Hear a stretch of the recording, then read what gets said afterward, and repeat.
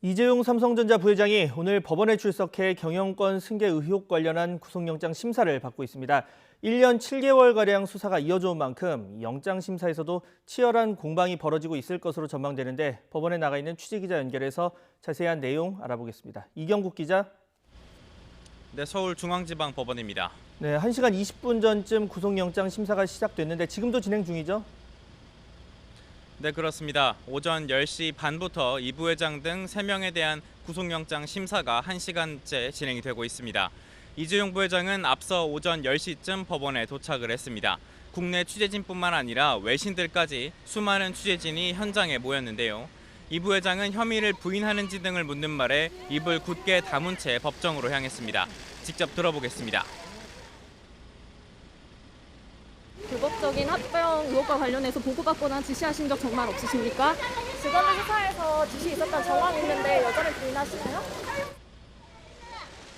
네, 함께 영장이 청구된 최지성 전 부회장, 김종중 전 사장도 뒤이어 법원에 도착했습니다. 이 부회장 등 3명에 대한 구속영장 심사는 원정숙 영장전담 부장판사의 심리로 진행되고 있습니다.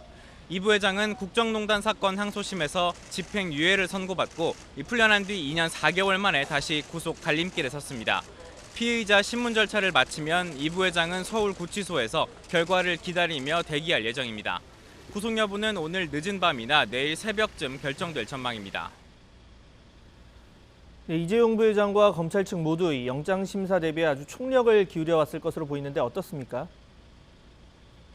네, 오늘 구속영장 심사를 앞두고 검사 등 8명이 관련 자료를 한가득 손에 든 채 법정으로 들어가는 모습도 확인할 수 있었는데요.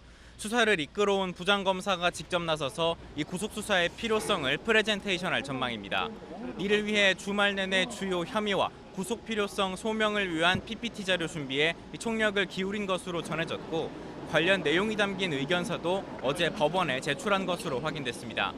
여기에 맞서는 이 부회장 측 변호인단에는 이 거물급 검찰 특수통 출신들이 포진했습니다. 삼성전자 법률 고문을 맡은 최재경 전 청와대 민정수석의 지휘 아래 이 변호인단 10여 명이 방어에 나서는데요. 이동열, 김기동, 최윤수 변호사 등 이 특수통 출신들이 포함됐습니다. 고등법원 부장 등을 지낸 판사 출신 변호인단도 이 검찰의 공격에 맞설 예정인 것으로 알려졌는데 이 전주지법 법원장과 서울고법 부장 등을 지내고 한때 대법관 후보로도 거론됐던 한승 변호사도 선임돼 영장 심사에 참석했습니다. 이 부회장 측도 이례적인 호소문을 발표하며 주말 내내 대응 논리 준비에 주력한 것으로 알려졌습니다. 관련 수사가 1년 7개월가량 이어져 온 만큼 검찰이 법원에 제출한 수사 기록만 무려 400건, 20만 쪽 분량에 달한 것으로 전해졌습니다. 이 때문에 오늘 구속영장 심사 역시 오랜 시간 동안 양측의 치열한 공방이 이어질 것으로 보입니다. 네, 영장 심사, 이 부회장을 구속한 상태로 수사할지 아니면 불구속 수사할지를 결정하는 단계입니다. 구체적인 쟁점 어떤 게 있을까요? 네, 우선 삼성그룹 경영권 승계 작업이 중대한 범죄에 해당하는지 또 이 부회장이 여기에 연루됐는지입니다. 검찰은 지난 2015년 삼성물산과 제일모직 합병해서 이 부회장에게 유리한 합병 비율을 만들기 위해 그룹 전체가 움직인 것으로 보고 있습니다. 이 부회장이 지분을 가진 제일모직 가치는 의도적으로 높이고 반대로 삼성물산 가치는 낮춰서 경영권을 안정적으로 유지하도록 도우려 했던 겁니다. 검찰은 당시 합병 성사를 위해 두 회사의 호재성 정보를 집중적으로 공개하고 자사주를 대량으로 사들여 주가를 조종하려 했다고 판단했습니다. 또 합병 이후에 이런 과정을 숨기기 위해 삼성 바이오로직스 회계 처리 기준을 부당하게 바꿔 장부상 4조 5천억 원의 이득을 얻도록 한 것으로 보고 있습니다. 삼성의 옛 컨트롤 타워인 미래전략실이 이를 주도했는데 검찰은 이 부회장이 주요 사안을 보고받거나 지시를 내린 것으로 판단했습니다.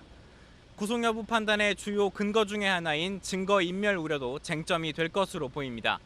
검찰은 수사에 협조한 직원들이 인사상으로 불이익을 당한 정황 등이 있는 것으로 보고 역시 증거인멸 우려가 있다고 보고 있습니다.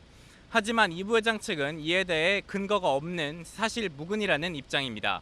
이 구체적인 혐의에 대해서도 이 부회장 측이 지시한 적이 없다 또는 관련 보고를 받은 적이 없다고 부인할 가능성이 큰 만큼 현재 법정 안에서는 양측의 격돌이 벌어지고 있을 것으로 보입니다. 지금까지 서울중앙지방법원에서 YTN 이경국입니다.